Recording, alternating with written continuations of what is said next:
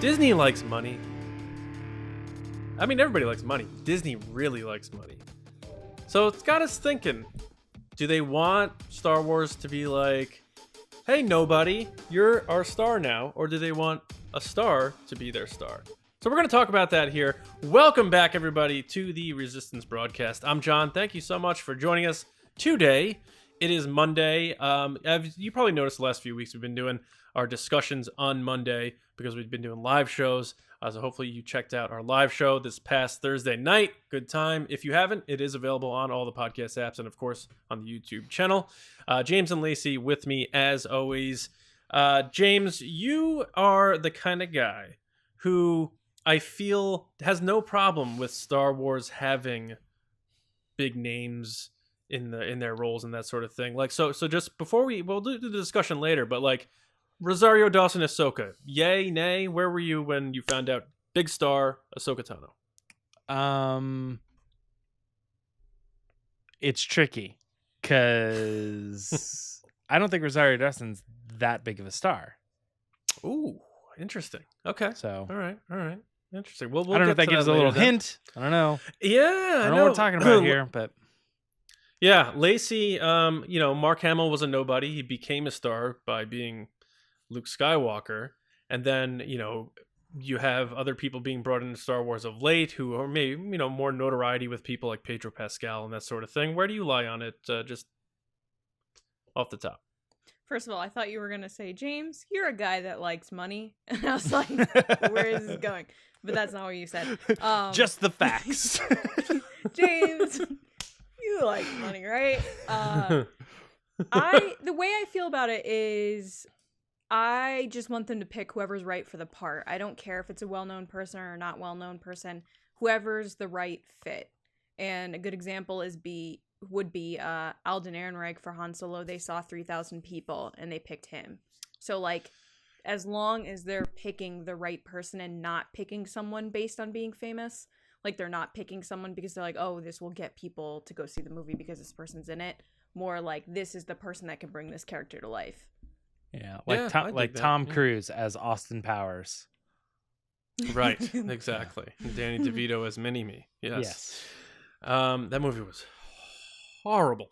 But anyway, we are not an Austin Powers Expanded Universe podcast. We are a Star Wars podcast. Could you imagine? So welcome back to the Austin Powers Expanded Universe podcast. So, James, we have a segment we call Will the Force. So let's fire it up, baby. I fear nothing, for all this, as the Force wills it. All right, Will the Force this week. We got a couple coming in from the I Fire It Up. Oh, behave. We got a couple coming in from back. Resistance officers this week. We're going to kick it off just immediately with one of our generals getting to submit a question right away, and that's going to be General Kendall Gellner. He wanted to know, will the Starlight Beacon from the High Republic appear in future live-action shows? John, I'm starting with you on this one. What do you think? Is there any chance we're going to see the big centerpiece of the High Republic eventually make its inanimate object, but its way to live action? Yes, I think it will be in the Acolyte series, and it'll probably find its way to Destructo status in that series, which looks like it's going to be more leaning dark side. So it would be a perfect opportunity for stuff from the High Republic to be pushed into and evolve into live action through that series, which is reportedly, from their description, taking place at the tail end of the High Republic. So that would make sense. It's this big object. It's going to probably be a literal hub and core place and location for people to go to throughout these series of books. So if it doesn't meet its demise during the book run, I could see it popping up in that series. So I'm going to say yes. All right. Lacey, what do you think about the Starlight Beacon? Any chance it makes its way? I actually agree with John. I think that would be the best way with the Acolyte to bring it, to tie those books into some type of live action media. We're off to a good start tonight. Are we?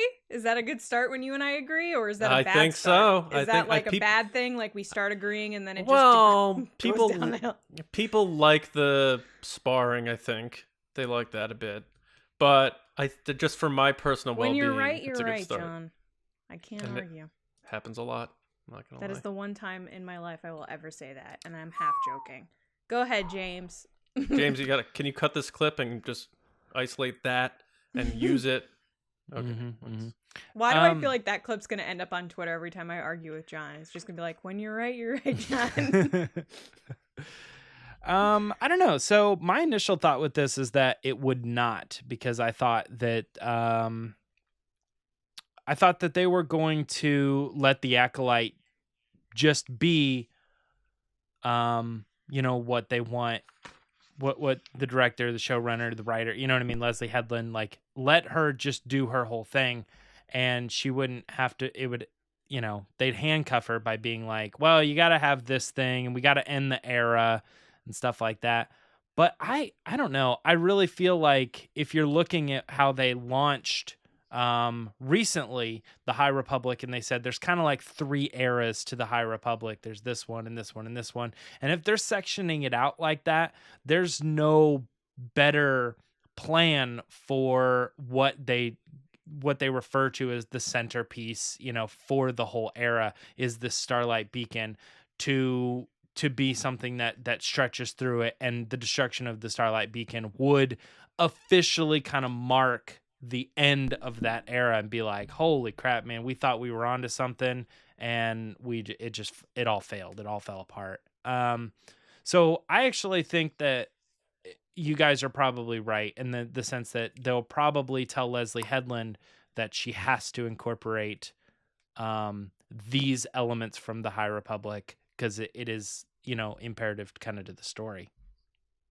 Which is weird, but it makes more sense on paper. And then when they inevitably don't do that, we'll go, oh, well, okay. They just let her do whatever she wanted. They let her tell her own story. All right, we got another question here. Will Chewbacca, R2-D2, and or C-3PO appear in Rogue Squadron? That's going to be set in the future era of the galaxy, as they refer to it. So I'm going to bounce back at Lacey first on this one. Any one of those characters showing up in that movie?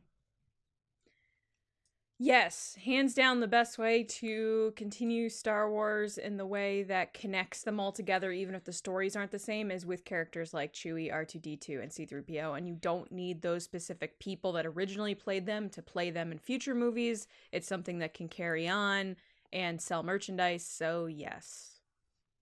Yes. Okay, John, what do you think? So you think all 3? The tough thing is I don't know how old Chewie will be at that point, because we don't know a date, but I'm going to say yes, because it's just an easy thing to do. Like, it's easy to just have him in a ship somewhere in the background. Same with R2-D2 and C-3PO. We saw it in Rogue One. And it's just one of those things that people get excited when they see them. It's nostalgic. So yes. Member berries. John, what do you think? That is tough, man. I could see, because it is X-Wing based, R2-D2 having a new pilot that he's working with. But I could also see them being more, I don't know if stubborn's the word, but hardened in not connecting everything and really trying to fresh start it by not having them pop up and saving them for a return for Rey, which, we touched on this past Thursday on the live show, that whether Daisy Ridley's going to come back or not. So I'm going to lean towards no, actually, on this. But I Lacey's point is absolutely valid in that we had been saying that's the connectivity you can have with evergreen characters like that. But I just have this weird feeling they're going to try to save those 3 for if they do bring the saga tied characters back. It was fun while it lasted, John. We had a great However, run. Disney loves synergy, and you are wrong. So enjoy that. 10 James? minutes of friendship. I'm torn between the 2, but because I have to include some, the answer is yes, because it's will one of these 3 appear, or at least one. So I got to go yes. I think R2 and C-3PO will show up. They make the most sense because R2 is not really like an actor. And Anthony Daniels will always go for the opportunity to show up if he can. They already did it in Rogue One, and it's easy enough to just be like, hey, here they are. Here's a thing. But I would say Chewbacca, no, like a hard no. And I think that's because he's still with Rey. And if you see Chewbacca, you see Rey. Do we know that this movie doesn't include Rey yet? No. But I know that there's some people throwing that around that it could include Rey. I don't think so, considering her comments about not showing up for a while. But I feel like she would steal any spotlight from any kind of new characters they're trying to build up with this thing. Yeah. Maybe. It'd be like, I think so too. This movie's about these X-Wing pilots, and then it's like, oh, here's the most powerful Jedi of all time. Here she is. Like, oh. Yeah, I understand. Some people would argue with you that she's not the most powerful Jedi of all time, but I know what Well, you're saying. she's all of the Jedi. So if you take the most powerful Jedi besides her, she's that too, right? I'm sorry, was the question, is Rey the most powerful Jedi of all time? Oh, it's not. That's actually the discussion. We'll get into it later. No, I'm just kidding. We do have another resistance officer submission this week. Commander Stephen Bowman asked us, will all of the announced Disney Plus Star Wars series make it to the platform, or will any of them inevitably end up in development purgatory? If so, which do you think would have the best chance, or I'm sorry, the rockiest road towards being made? John, I'm going with you first on this one. All of them, or just a few? What do you think? I'm not including those animated things like Visions and A Droid's Tale or anything. I'm talking about the meaty big production stuff. I think they all will.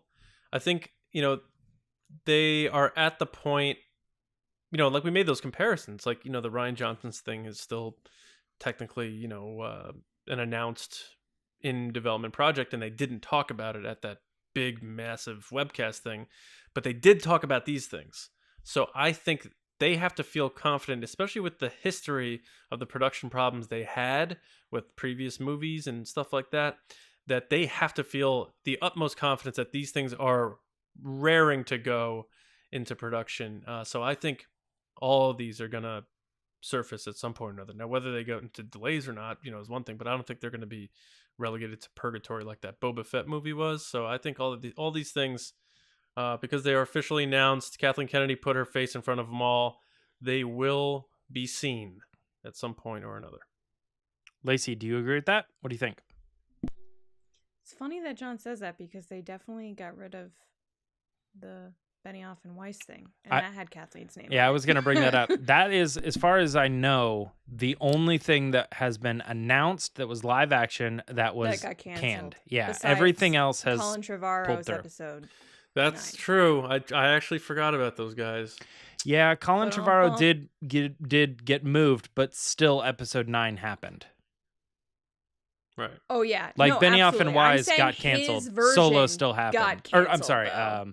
Because they didn't Lord continue Miller, yeah. with his version, though. You have to remember that was a completely different movie. So in a way, his didn't finish.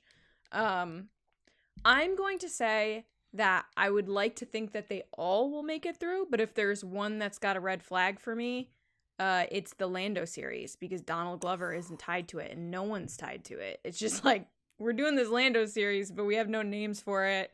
And it's like, this guy's writing it, but how many times have we heard so-and-so is writing this or working on it and haven't seen anything from it? So I think I want them all to happen, and I think they will. But because there is a part of this question that's, if there was one that gives you like a feeling, that is the one, the Lando. Because if you're going to announce that, you got to announce it with one of the Landos. You can't just say, hey, this character's coming and not have any follow-up to it. Also, development purgatory is basically what we said before, which is the unknown regions. Right. Yeah.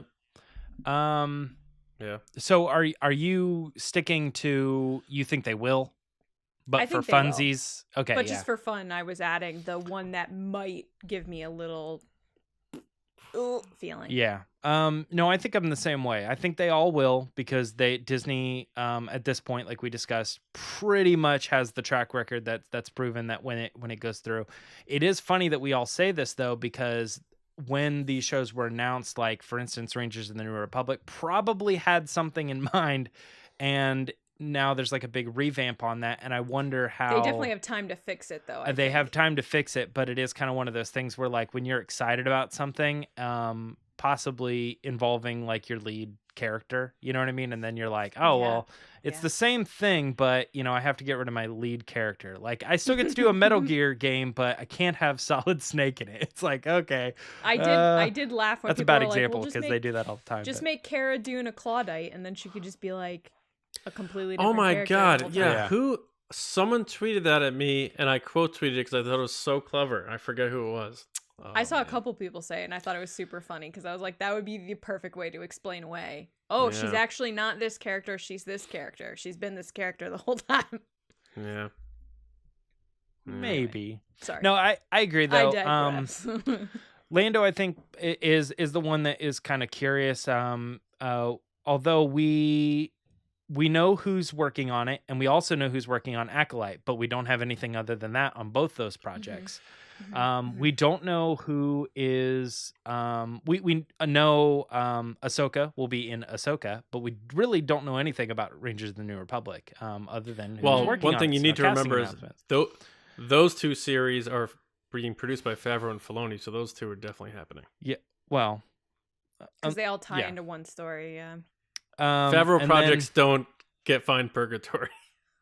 Well, unless it was a big enough thing where they were like, hey, you know, things got messed up because we lost people or something. I don't, you know, there is that a big, you lost your main character potentially, but I still not buying that she was the main Cara character. Dune was the main character. well, she was the one who was supposed to come out. Man, why am I arguing a point that I don't even, but she was the one who was supposed to come out and announce the show. You know, that was the According rumor. to sources, yes. I'm just saying I think she was the one that was going to tie it to it as part of the group, but I don't think she was the main. Yeah. Well, they had that. She had her whole own movie that was supposed to come out in December, and it got pushed back to this December. Yeah. And who knows if it's going to come out.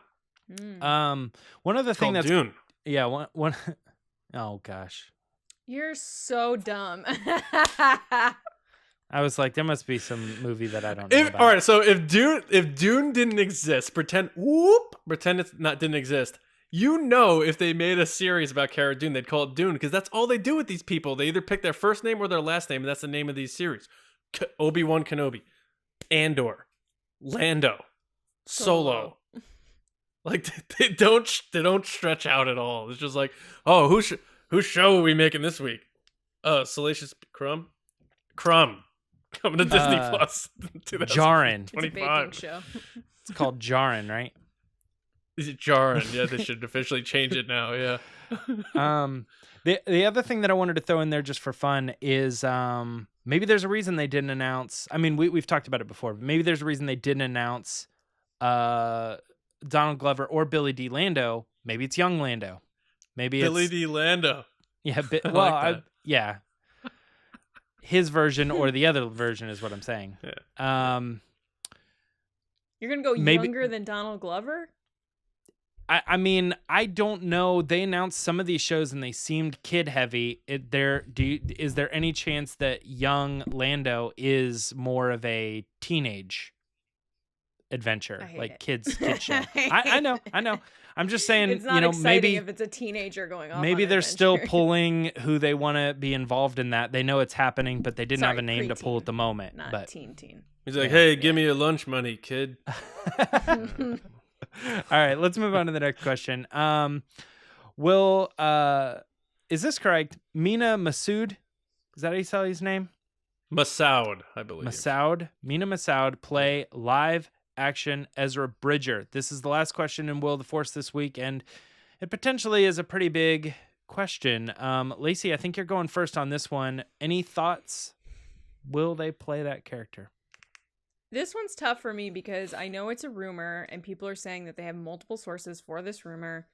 He's a Disney darling. He played Aladdin. He did an amazing job. He's a great actor. It makes sense in front of me, but I have this want for Taylor Gray to get to play Ezra Bridger, like really bad. And from talking with him when he was talking about how he was training with the lightsaber and he's been in the volume, I don't know. That would be a dirty move to give that role to someone else. Like, that would be like real dirty. So I'm gonna say no, he won't.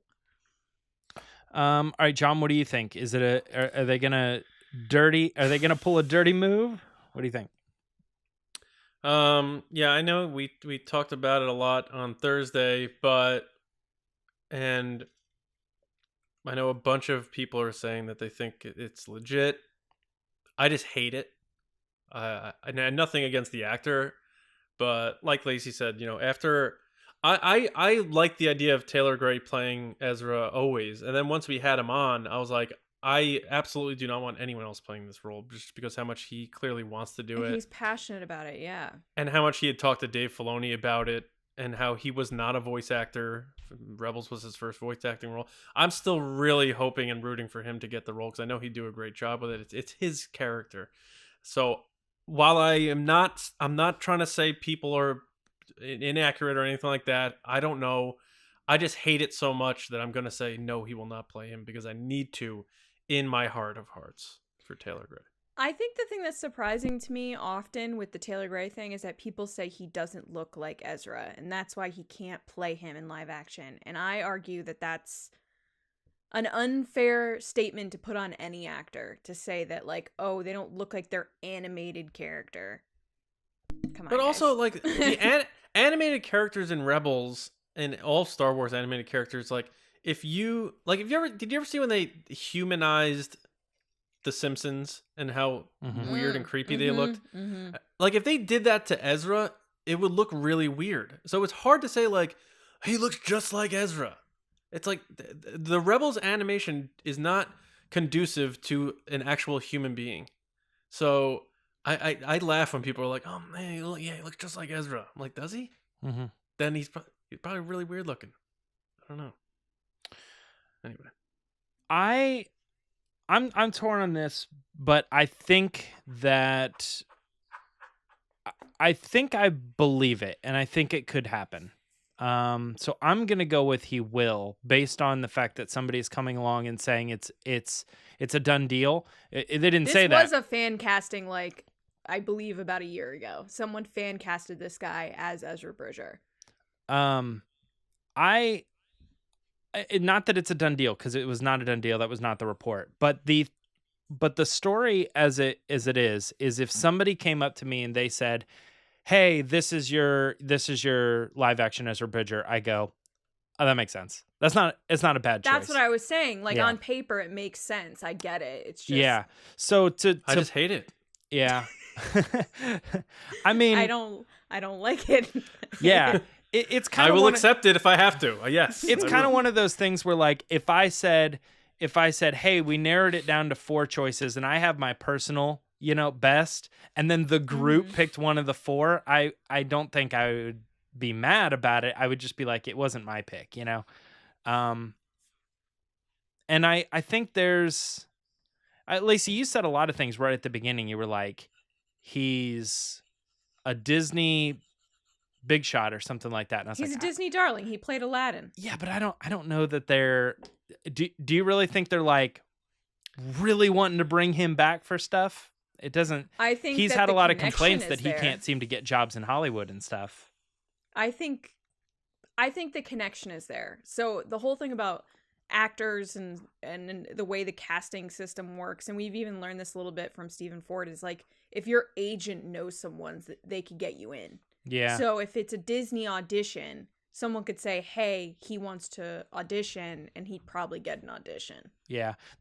Yeah, you're right. The weird thing about this too is that, like, his big thing is Aladdin. And when I saw this name from the rumor, I go, I don't know who that is. I know Will Smith. I know Naomi Scott. That's the big thing. He did do a lot of his stunts for Aladdin. He hasn't done much since. That's right. And Right. and it just and it was the a name didn't mixed. stick I out to think me. the movie was a little mixed received. It did well, just like all Disney movies of that remake or live action animated things seem to do. But I think it was, I don't know how critics responded to his performance, but I know the movie was received pretty mixed. Princess Jasmine did really well. People Yeah. really liked her. And but- I think people liked Will Smith even after the whole Ugh, like no. the Oh, I animation think- looked yeah. weird and When yeah. I see Lacey shaking her head, but I knew immediately when they announced it, I was like, that's your best choice. They did the best thing they could have. And I felt like he did a good job. Yeah. Nah, dog. Yeah. All right. It was literally Will Smith playing Genie. That's what it was to me. Like, it wasn't Genie, it was Will Smith playing Genie. Okay.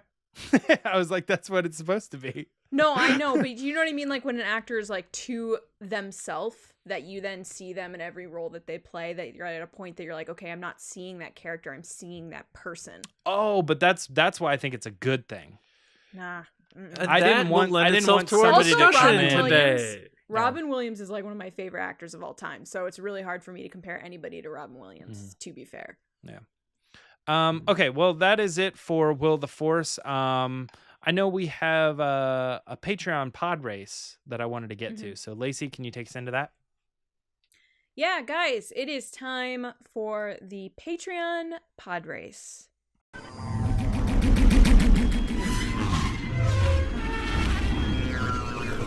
So there are lots of different ways you can support us. You can like this video, comment, subscribe on YouTube. You can follow us on Spotify, Apple Podcasts, and all the other podcast apps. You can follow us on Twitter at RBATSWNN or on Instagram at The Resistance Broadcast.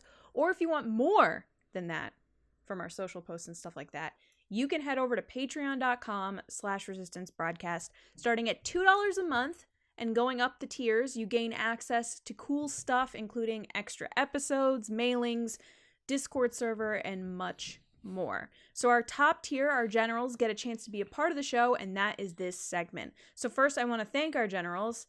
I'm going to have to take a breath here. Okay.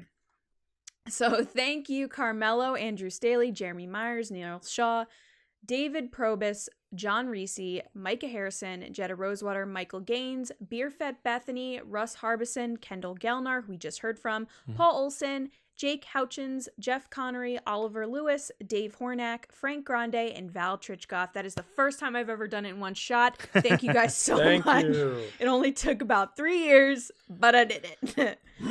All right. So we have up General David, who we like to call Proby-Wan Kenobi, is up, and his question is, you're putting together a crew for a big heist. What 3 Star Wars characters are you recruiting for the job?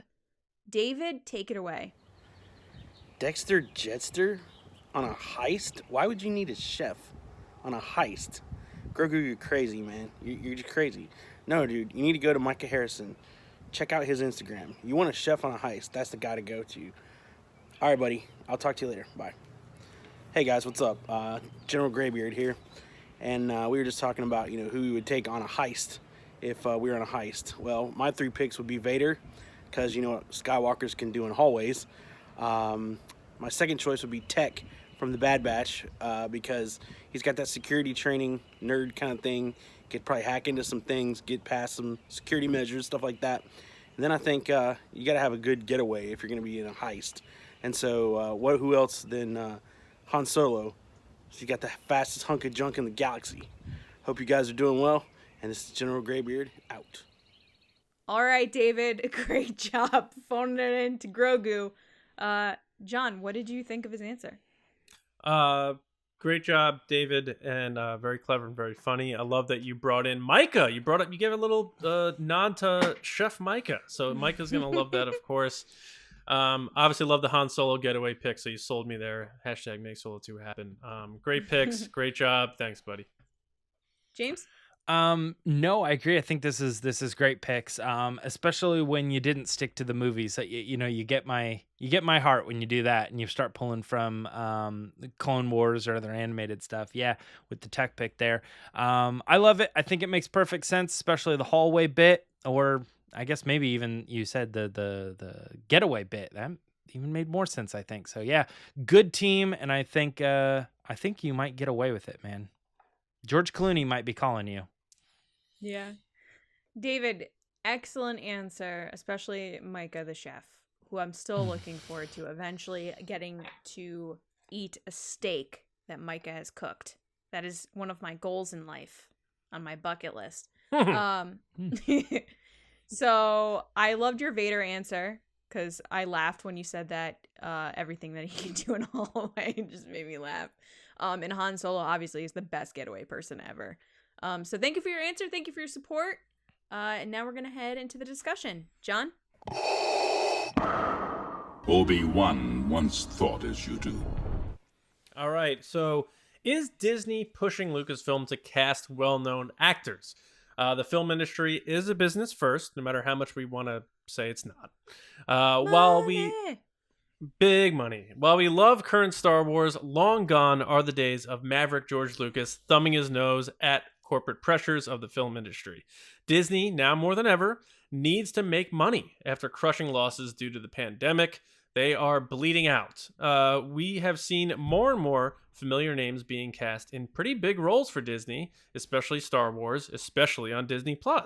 So let's talk this out, see where we're at, see where we end up. Is Disney pushing Lucasfilm to shy away from casting unknowns in place of bigger, more marketable or recognizable faces and names? This was fueled by the rumors about Mena Massoud playing Ezra. Obviously, in a $1 billion Disney movie, he is recognizable. His face is recognizable more than, hey, let's cast the guy who played him or cast an unknown person, that sort of thing. Pedro Pascal, obviously very successful actor, Game of Thrones, Narcos, and now he's doing Wonder Woman. Rosario Dawson, they could have gotten an unknown actress to be Ahsoka, and then you don't, even though she has the makeup, Rosario Dawson, in my opinion, is a recognizable, notable name. You see her walking down the street, people know who she is. A marketable name. So we're seeing this more and more in Star Wars, where I feel like George Lucas's original intent was, let me get people who when you see them, you see my character and you don't see, this person. And I know, Leonardo DiCaprio did audition to play Anakin. I think that's part of the reason why he didn't go with him, is because of the monumental, massive success of Titanic. You went with someone like a Hayden Christensen. So when you saw Anakin, you didn't see the kid from Titanic, you saw Anakin Skywalker. Now I wonder, because of what Marvel's doing, where here's Paul Rudd, here's Robert Downey Jr., here's all these like popular actors and other things playing your favorite characters, and that's okay. So how come Star Wars, how come you can't do that? So I thought, like, it's possible, because Disney is, the boss. And, we hate to say Disney Star Wars, but business is business. I think it's possible that they may be like, look, we know how George ran things, but we like to run things a certain way too. So that's where I'm going to kick things off. I think it is quite possible that they are putting a little pressure on them to put some more faces that we know and names out there. So, Lacey, I'll throw this to you. What do you think about this idea? Do you think they're still letting Lucasfilm do things as they want to do it? And maybe even Lucasfilm is like, you know what, we need to up the ante with some familiar faces. Where are you at with this topic and this idea?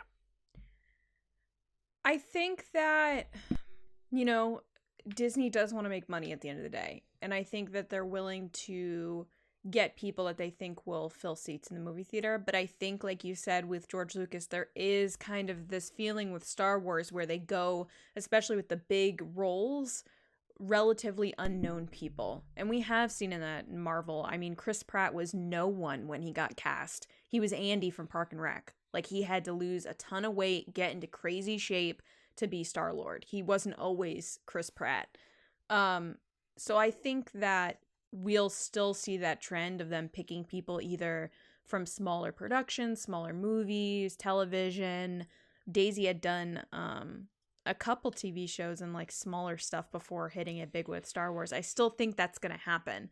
But I do think what you're saying is they are willing to get bigger names that just want to be a part of it, like the Avengers. I mean, they have pulled in every single actor possible to become a superhero at this point. And I think it's because those actors are seeing, not only am I going to make bank on these superhero movies, but I'm going to get a ton more opportunities from these movies.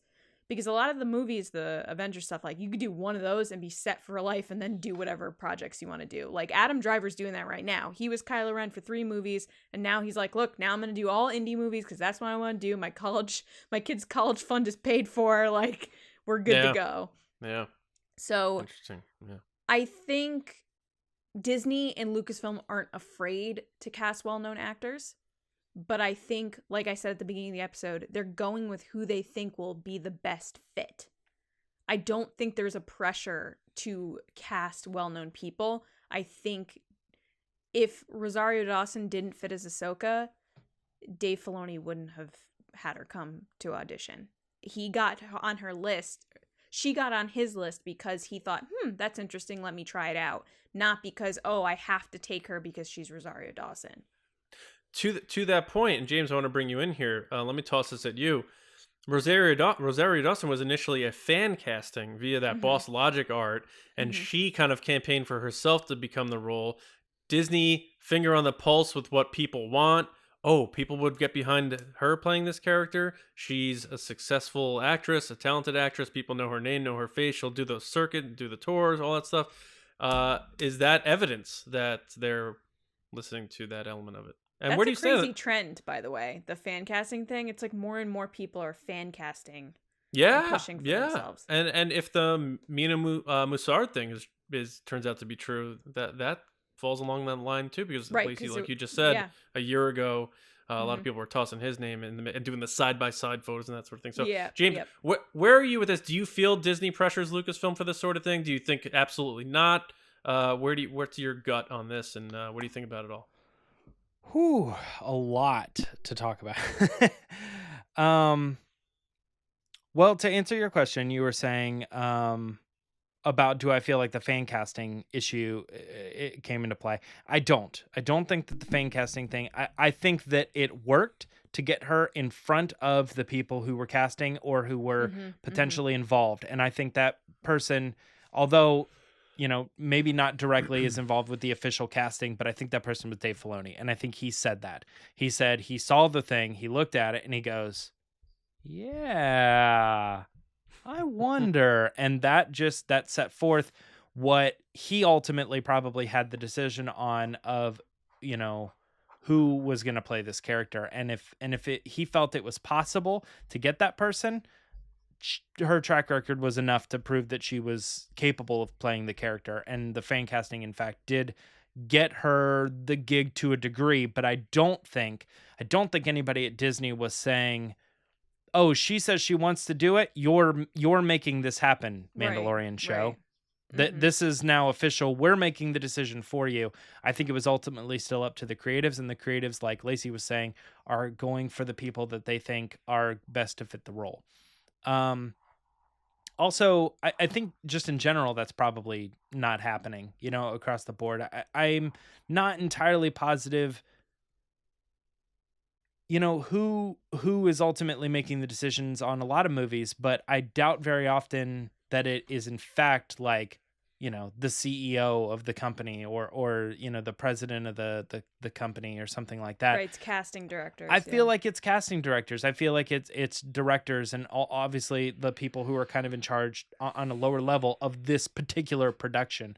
And it's not that they don't have the pool, if they are like, who I think would be perfect for this role, and then they're like, I don't know, like who's like the biggest star, you could think of, they have the ability to go out and request those people or say, hey, I wrote this role for you, I think you're right for the part.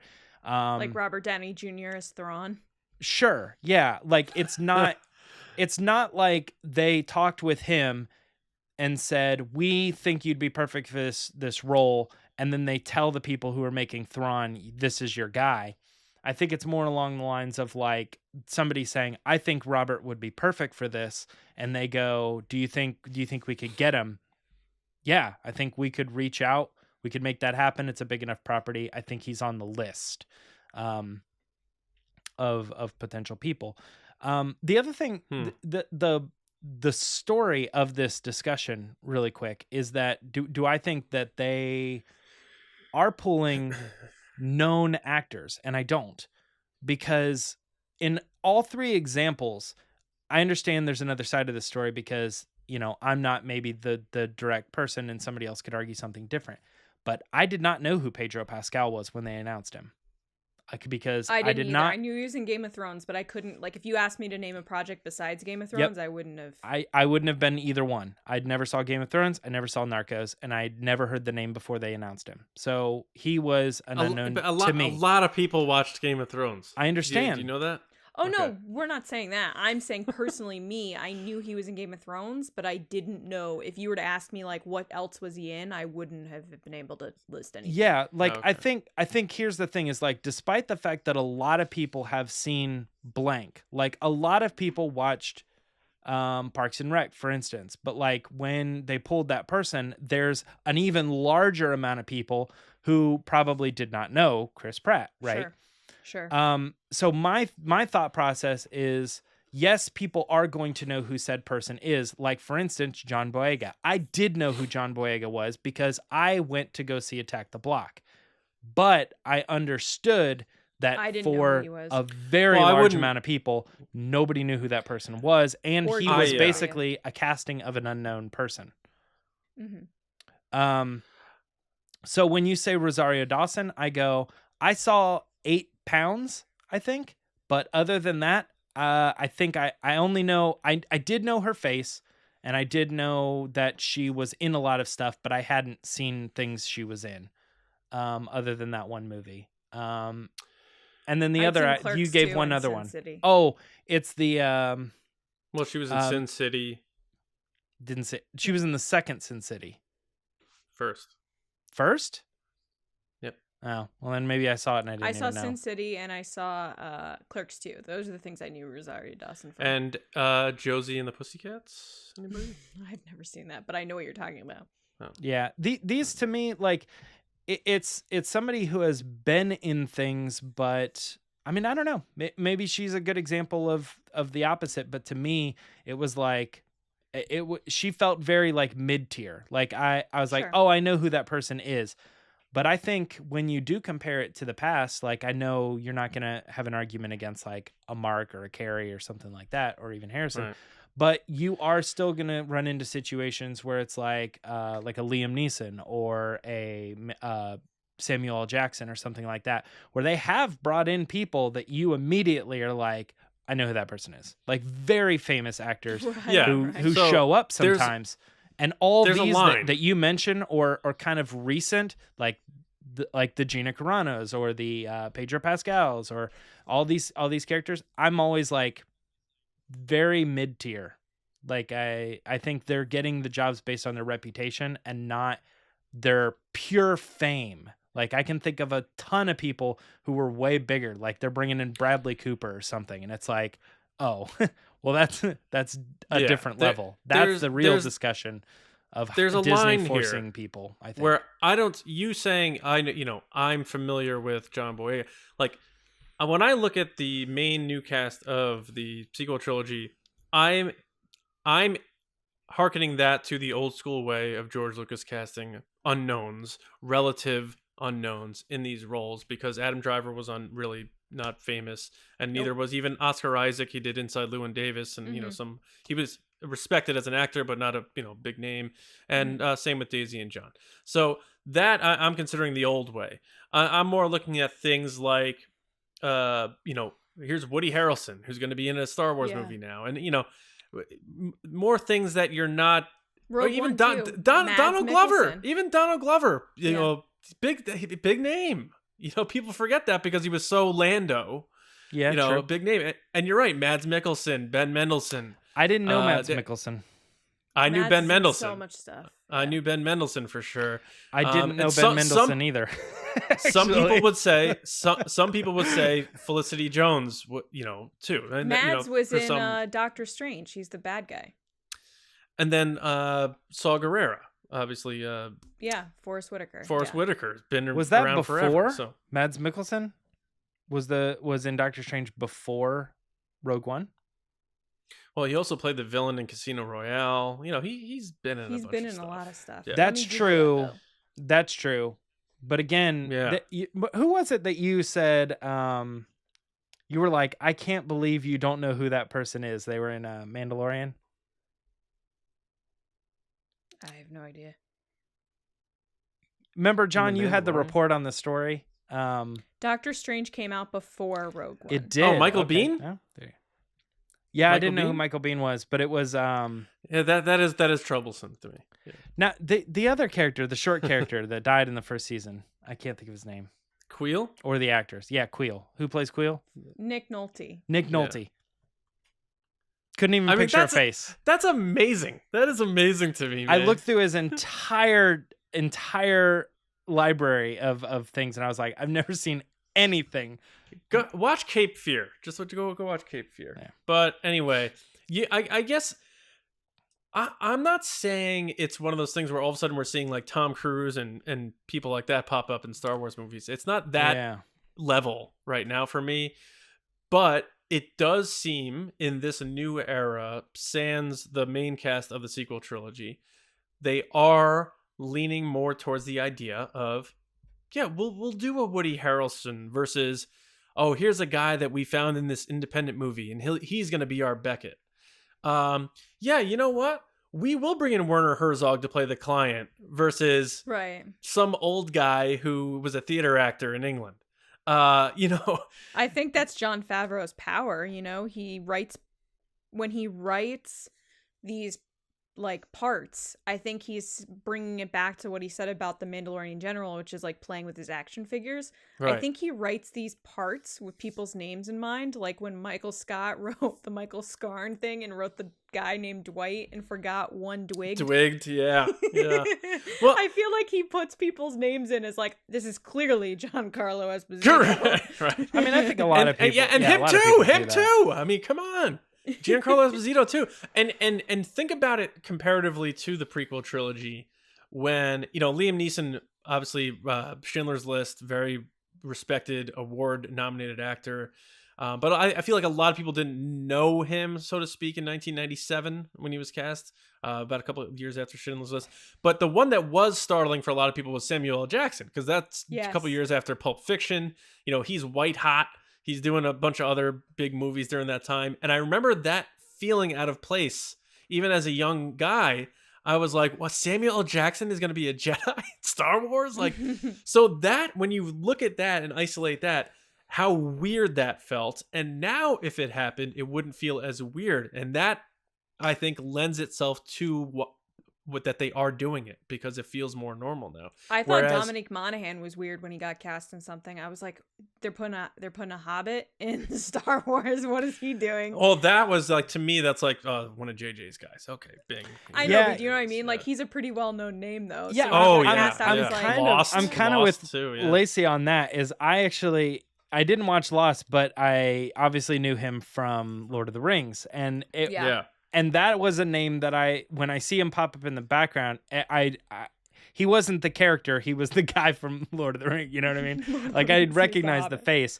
And I think maybe that's where in lies my issue. I think you're right, John. I think you're not saying they're doing the biggest stars. They're not casting Lady Gaga, right? Granted, No. they did do Donald Glover. That is a good point.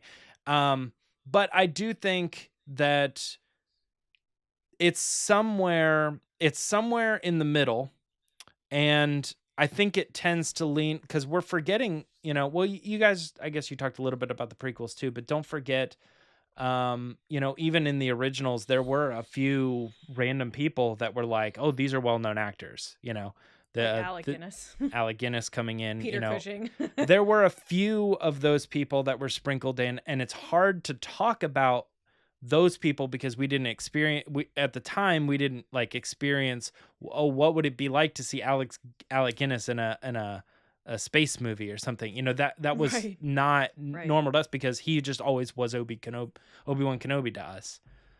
So Yeah. that is, I think in every movie there are some people, like, it's kind of probably a percentage thing, like 10% people that are fairly famous stars that you're going to not believe is the character because you're going to recognize them as a celebrity right away. But our main characters are probably in the range of like 30% of people probably know who they are, you know? And look, I'd say Woody Harrelson is a big star. He's been around for I agree. over 30 years, very successful television actor. In serious roles, he was on Cheers, big comedy movies, big action movies throughout the 90s. I might it's say still going today. that Woody Harrelson is a more famous face than Samuel L. Jackson was at the time. I think that's so, fair. That's yeah. probably fair. That's fair. And to their credit, and I know I don't have much to stand on here because I love everything about Solo. I did get lost in the character and stuff, and it wasn't so much there's Woody Harrelson for me, and the more I watch it I'm like, that's Beckett, that's Tobias Beckett. I see Hamish Abernathy from I know you do. And I understand that, but I think I brought this up once before, is that to me, when I think of Woody Harrelson now, the de facto character that I go to is Beckett, and I understand that's probably my bubble, but and let's not forget Paul Bettany too. It's just like, Paul Bettany. Yeah. Besides the digital Vision. Yeah. Besides the digital red lines, it's just like, oh, there's Paul Bettany in a black jacket.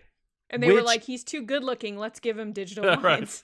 Yeah. Which, if this discussion is about somebody pushing so and so to be in that, he was only pulled in like last minute as a favor. He was.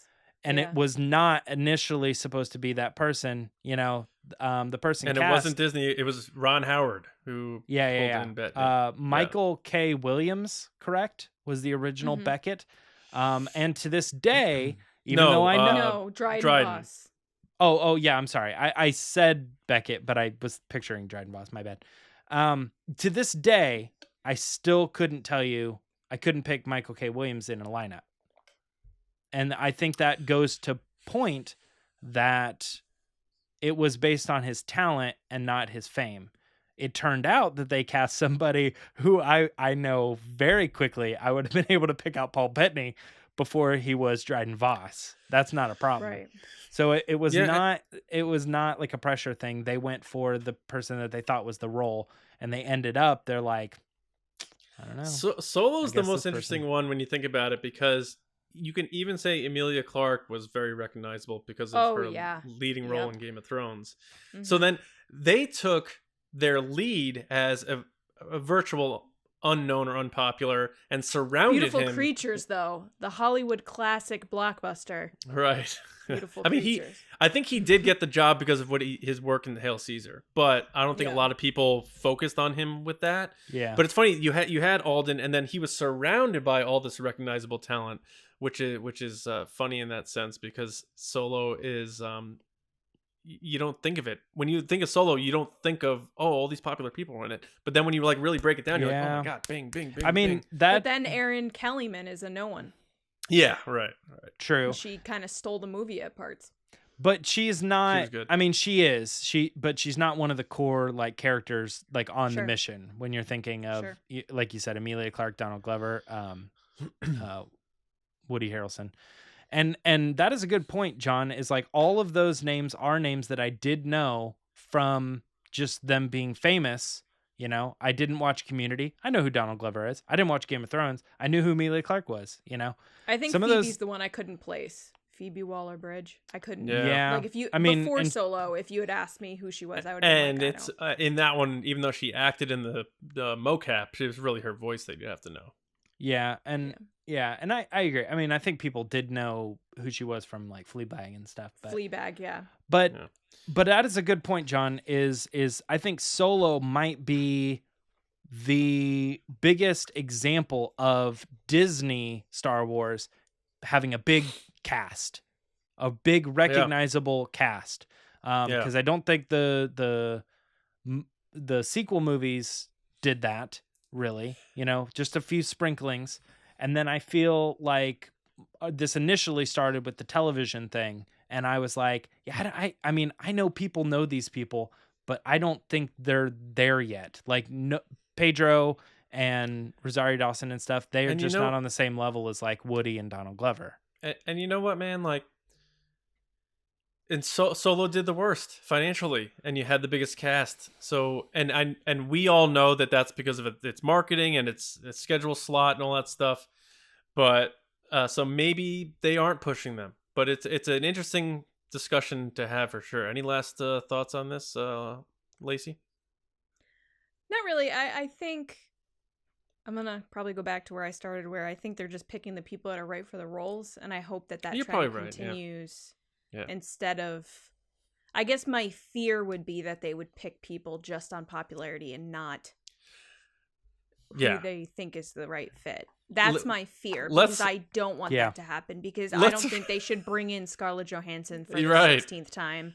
I think they should just, pick who is right.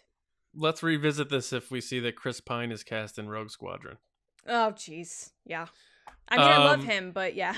Even then, though, I would say that that's not Disney being like, do you think you can get Chris Pine? That's Patty Jenkins. That's Patty Jenkins saying, I've done that. Yeah.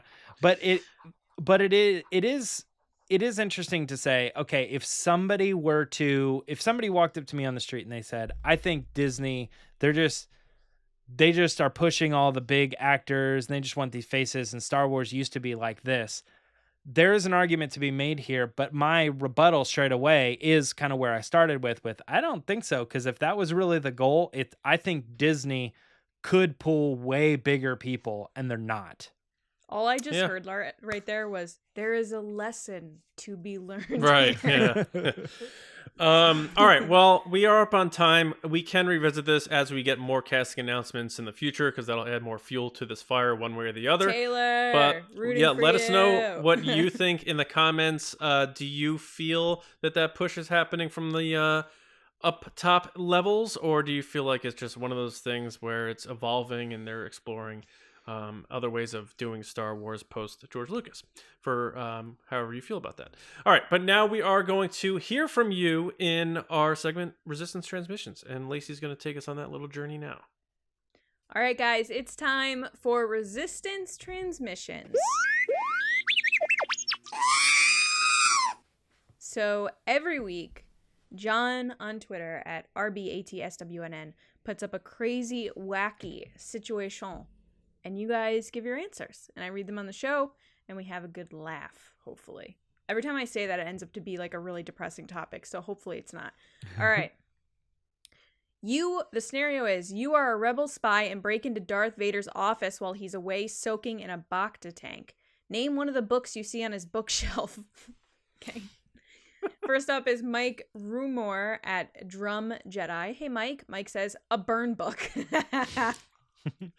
Oh, it works on so many levels. So many levels. Yeah. Next is Haas Aslam at Haas_Aslam, who said, the Emperor's New Clones. Mm-hmm. See what you like there. Clever. Nice. Next is John Reese at Jonas Reese. Hey, John. John says, so your kids decided to kiss each other. Oh, God. Next is Brian Pothier at B Pothier. Hey, Brian. How's it going? Brian said, are you an angel? How to pick up girls as a penniless prepubescent slave. Oh, my God. I want to know who the author of that book is. Yeah, David Radcliffe at Sane Man. And David said, the Little Book of Intergalactic Annihilation. Just a little one. Yeah, like a golden reader, kind of. Yeah. Next is Golden Book, I think. Yeah. Next is Thank the Maker at Thank the Maker, who said, the troublesome amputee, and then included a screenshot of the troublesome amputee. And it's like I'm assuming that's a real book. Fishnets? Yeah. Interesting. Next is Eric at Eric_D_23. And the book is The Floor is Lava and 99 more games for everyone everywhere. The floor is lava. That's messed up. Next is Joey Sack at Joey Sack, who said, a signed copy of The High Ground and You. Oh. A signed copy. Now the question is, did he buy it signed, or did he actually go to get it signed? That's a good point. Or who did he send to get it signed? And then last but not least is Double C at double_C_21, who said, lacking faith and why it's disturbing. Guys. Nice. Thank you so much for your answers. These were super fun. Make sure to follow us on Twitter at RBATSWNN and then look out for the situation. I'm surprised I didn't to see John. a men are from Tatooine, women are from Naboo. Oh, yeah, that's a good one. There were a bunch of Done, sand James. ones, but I just refused. A bunch of sand ones. Yeah. All right. Thank you, everybody, for listening and watching and being a part of TRB. Make sure you do subscribe to the show, like Lacey said before, whatever your preferred podcast platform is, or on our YouTube channel. We appreciate that. Go to StarWarsNewsNet.com for all of your Star Wars news, reviews, editorials, information, and more. You can find me on Twitter at Johnny Hoey and Star Wars Newsnet and my movie podcast, Just Like the Movies, also available on all major podcast apps. James, where can people find you, buddy? You can always find me on Twitter and Instagram at Myra Trunks, and also on this channel tomorrow when we drop 2 new videos having to do with the book Alphabet Squadron Victory's Price. One is going to be book discussions as a review, started as a review, and then it eventually gets into all the spoilers. We'll discuss the book and know what we thought of it, give our opinions, but we also drop another video that says, you know, maybe you didn't read the book, maybe you're not so interested in it, but you still kind of want to know what happened. We dropped another one that is what happened in the Alphabet Squadron Victory's Price. So check those out to get an idea on what's going on in the book world, in the publishing side of things. Lacey, where are you at? People can find me on Twitter and Instagram at Lacey Gillerin. Also on the channel, I am a slacker a little bit, so I apologize because I kind of lied last week. There is a Lacey's Outpost coming, as well as a John unboxing video and a rumor review from John. And then also, if you're wondering, yes, I did get a haircut. Thank you for wondering. Nice. I like how Very rumor nice. review kind of sounds like rural juror. Rumor and theory review. There you go. Yeah. Add some Full title. enunciation to it. Yeah. Our word of the day is famous faces. Oh, I thought you were gonna say haircut. I was just going to say people could comment with who would be the most recognizable face in cast, you know, in a movie. Oh yeah, that's Throw kinda that cool. in the comments. All right. Yeah, thanks everybody. And AKA, shut up, John. We'll see you on Thursday in one way or another right here on the Resistance Podcast. See you around, kids. Bye.